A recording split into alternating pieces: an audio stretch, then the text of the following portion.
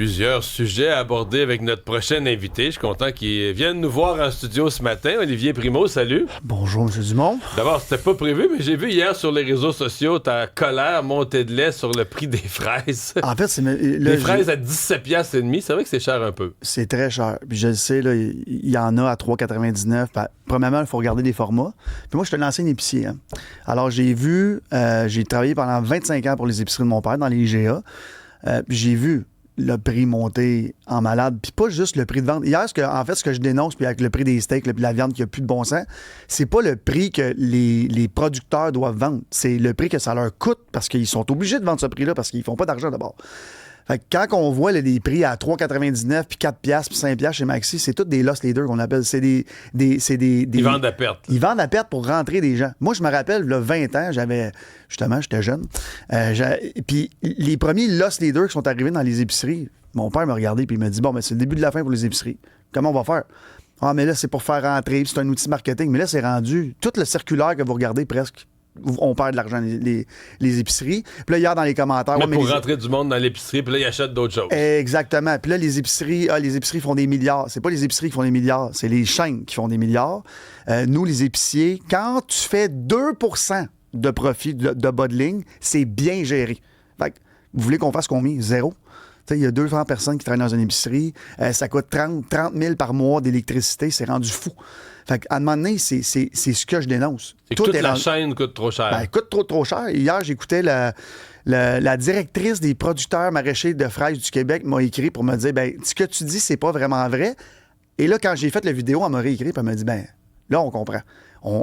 Ça coûte tellement cher à produire maintenant. Le staff, louer ton espace, la livraison, tout coûte cher. Ça va arrêter où? Puis là, moi, je me plains le ventre plein dans le sens que je m'achète un casseau de fraises à 15$, ça me dérange pas. Mais je regarde les gens qui font moins d'argent et tout ça, ils font comment pour manger des fraises à 15$? C'est impossible. Ils vont baisser le prix. Là. Oui. Le gros de la saison. On comprend, mais... J'ai pensé à toi, on t'a appelé il y a quelques jours parce que quand est arrivée la guerre, là, ce matin, Elon Musk s'est excusé, je suis allé trop loin, mais cette espèce, ça a pété aux frettes entre Musk et Trump. Je lisais les commentaires. C'est pas la chicane comme telle qui m'intéresse, mais je lisais les commentaires des gens. Puis les gens, beaucoup portaient un jugement sur Elon Musk, portaient un jugement sur un gars qui est en affaires, qui est riche, qui est en affaires, puis là, qui s'intéresse à la politique, comme si c'était pour des mauvaises raisons, ou par intérêt, ou par je sais pas quoi. Puis moi, j'ai toujours pensé, je suis pas un super fan d'Elon Musk, mais quand même, je le respecte. C'est un génie, il a fondé des affaires incroyables. Puis je me dis, lui, il est sincère, là.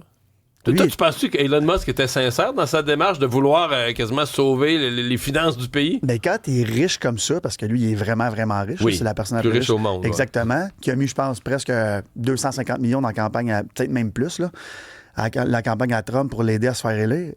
Comment tu veux pas être sincère en regardant ce gars-là qui, un, a pas besoin de zéro d'argent, deux, a zéro besoin que les gens l'aiment, puis il s'en va là, puis il dit « Je veux sauver le monde ». Bon, il va là, on extrapole. Mais il veut sauver le gouvernement américain de lui, ce qu'il voit comme une faillite financière. Exactement. Bon, là, il y a des coupes drastiques partout, peut-être dans des programmes qu'il n'aurait pas dû couper. Il aurait pu couper ailleurs aussi.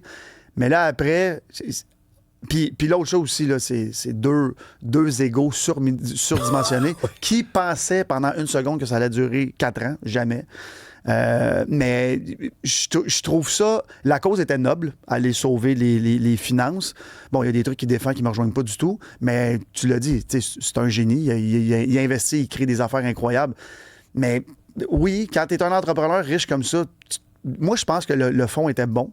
Moi, je pense que le fond de sa pensée, il voulait vraiment sauver. Puis la preuve, là. Bon, là, ça allait escalader vite un petit peu sur sa plateforme sociale. Les gars, ils le doivent vite sur le réseau social. C'est pas toujours bon, là. Les deux. Oui, les deux. J'ai dit les. Mais le lendemain, je le voyais, il repostait republiait des trucs de Donald Trump de tout allait bien, là. Fait que, regarde, on vit dans un monde bizarre. Est-ce que... Toi, maintenant, est-ce que tu le ferais, la politique? Parce que tu t'y intéresses, là, c'est clair. Oui, j'aime ça. T'aimes ça? En fait, si je le ferais... peut-être un jour, j'arrête pas de le dire. Il y a beaucoup de monde qui me mettent des mots dans la bouche qui disent que j'ai dit que j'allais faire de la politique. Là. Si je le ferais, oui, pourquoi pas. J'aime ça. Est-ce que tu t'inquiètes du jugement des gens sur le succès financier, le succès d'affaires versus la politique? Moi, ça fait déjà 10 ans que les gens me juge. Fait qu'ils me jugeront une journée de plus ou une journée de moins, ça va rien changer. Mais je suis pas prêt, je le dis à tout le monde. Le timing is everything là, dans la politique et dans la vie en passant. Mais je sais pas. Peut-être. Mais t'as déjà été approché. J'ai déjà été approché, et je le répète souvent. Mais est-ce que je suis prêt? Là, je suis sur le dossier de l'eau, je veux le régler avant. Fait que, on va voir après.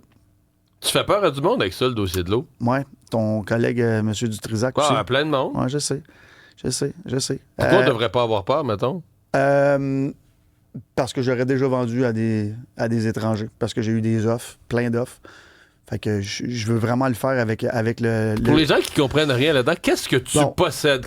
C'est quoi les droits que tu as achetés? Tu n'as pas acheté les droits sur le fleuve Saint-Laurent, exactement. toute l'eau du Québec? Là, il faut comprendre que j'ai pas acheté de l'eau. J'ai acheté des droits de captation d'eau.